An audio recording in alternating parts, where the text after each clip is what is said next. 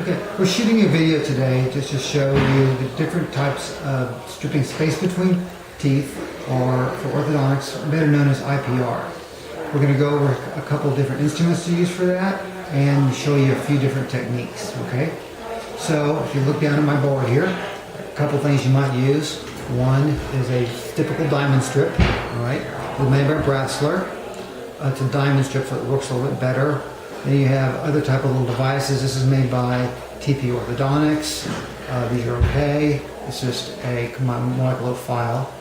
And these are more common, and these are fairly common. These are referred to as lighting strips.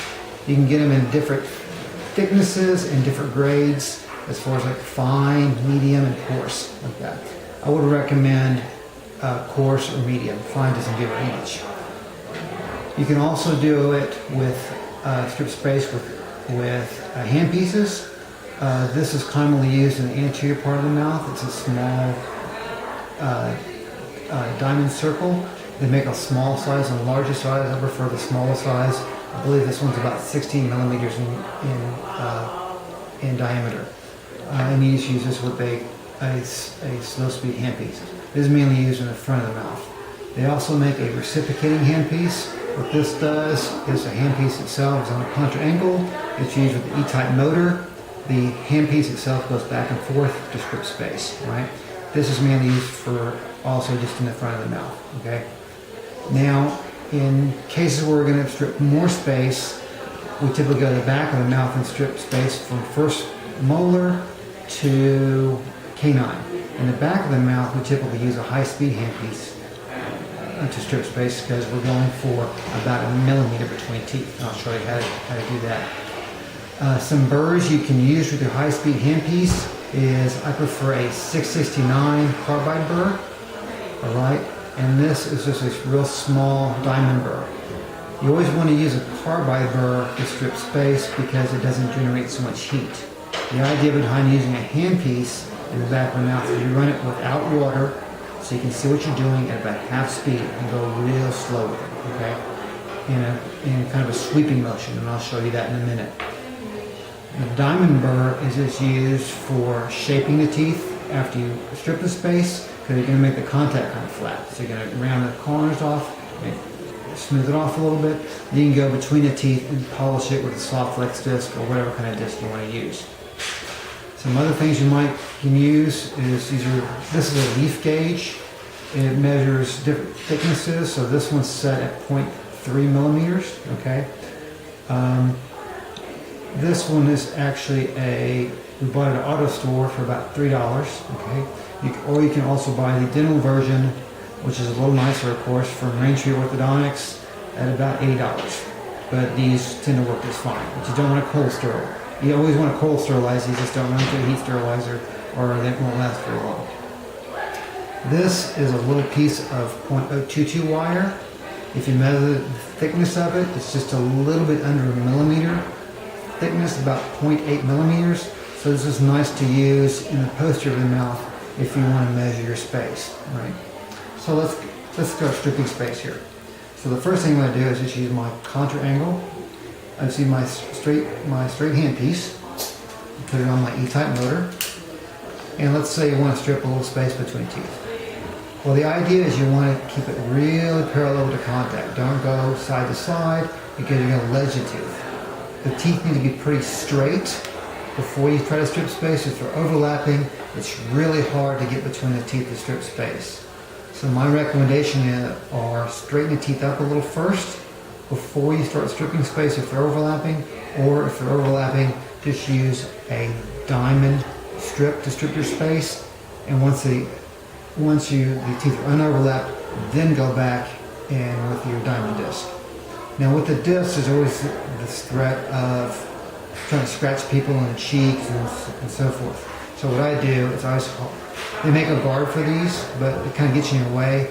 So what I do in the mouth, I just make sure to hold my fingers in front and behind the tooth I'm going to strip like this to kind of hold their lip out of the way and hold their tongue out of the way. It works just fine. And I don't go very aggressively, right?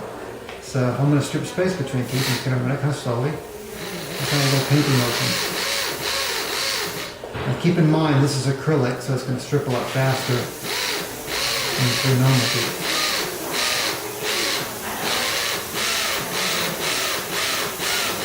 Okay, so now I have my space, right? So let's say you're scared of nicking a gum and so forth. When you're close to the gum, get real close with your disc, and then go in. If your contact's not open yet, then you can go in with your diamond and just make sure to break the contact between the two teeth. It's really important to break the contact between the two teeth, because if you don't, you're going to have a ledge between the teeth, and you try to squish them together, it's going to touch at the bottom and not at the top. Another good thing to do is take floss and just make sure you got your contact broken all the way. All right?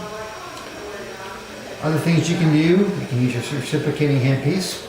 The nice thing about this when it turns.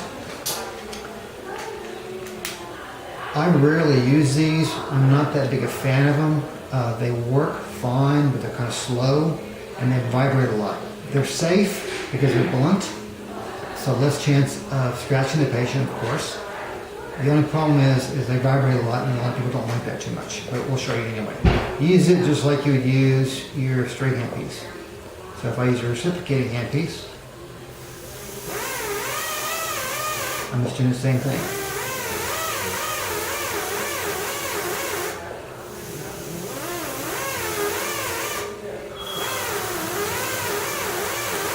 You notice it's a little slower than a round handpiece, and a lot slower on teeth.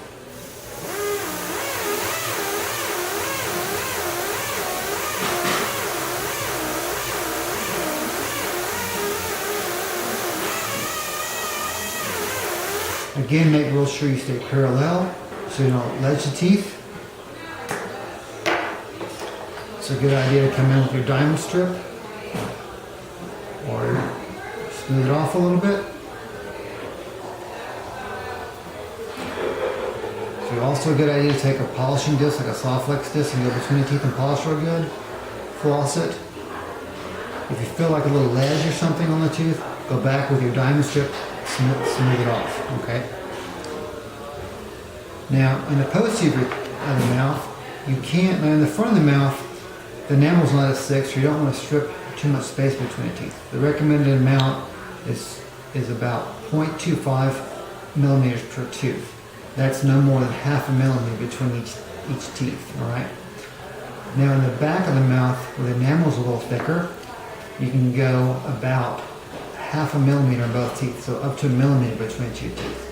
To be on the safe side, I typically go below that just a little bit. It's another good idea to look at your x-rays first, make sure the enamel's normal, so forth. Same thing applies when you're going between the teeth in the posterior of the mouth. You want to open contact so you can reach between the teeth real well. Typically, to open the mouth, in the back of the mouth, if you're using a high-speed handpiece, it's referred to as ARS, air rotor stripping, okay? Now, if this was a patient here, and let's say I'm going to strip a little space between the bicuspids here, I would get the patient in early, and I would put a small spacer between the two teeth. What the spacer does is it pushes the teeth apart just a little bit, just so you can see what you're doing better, and also it pushes the papilla down, so less chance of nicking the patient. And as far as like space between the teeth, like I said, about a millimeter, no more, right? So what I'm going to do here, I have my high-speed handpiece, and what you're going to do with these teeth is you're not just going to zip right between it, you're going to run it real slow. The reason you run it slow is you don't want to generate a lot of heat, that way the patient doesn't feel you, and so forth. You also want to make sure the teeth aren't overlapping. I want to get between this contact real smoothly, so when I finish your ortho cases, they have a nice contact between your teeth. So if I'm in a strip space, I'm going to do a little sweeping motion from the back and from the front. So it looks something like this. And this is something you do kind of slowly.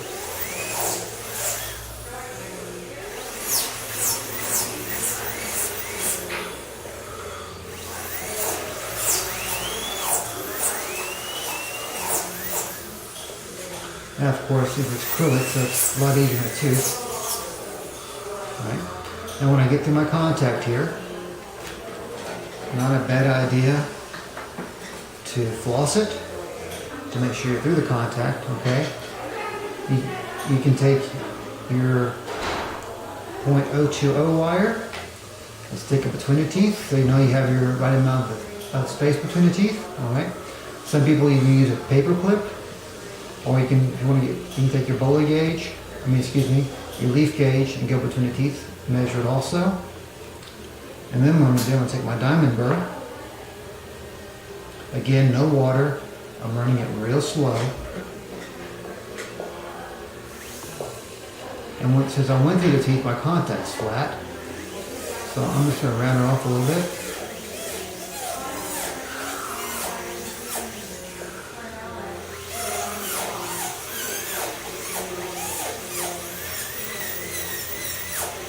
Make it nice and smooth. Restore the normal morphology to the tooth.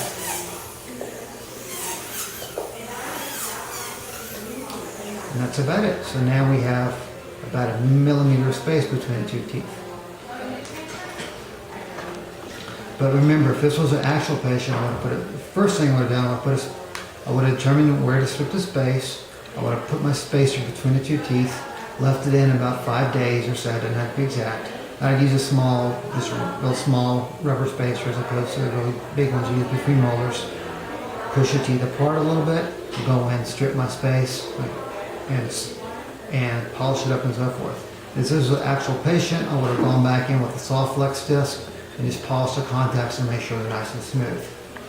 Now let's say if you run across a patient who has sensitive teeth to begin with, probably not the greatest person to be stripping a lot of space on. Other things you might keep in mind, or let's say if a person has a filling between the teeth. Well, that's a really nice spot to strip space on, because that's where to strip off a filling, just open up a contact and strip off a healthy tooth. Another good spot to strip space is between, with the ARS, is between the canine and the first bicuspid, because the distal leg canine has a lot of enamel on it, so you can strip that down and not damage the tooth so much. And that's it for our presentation. Thank you.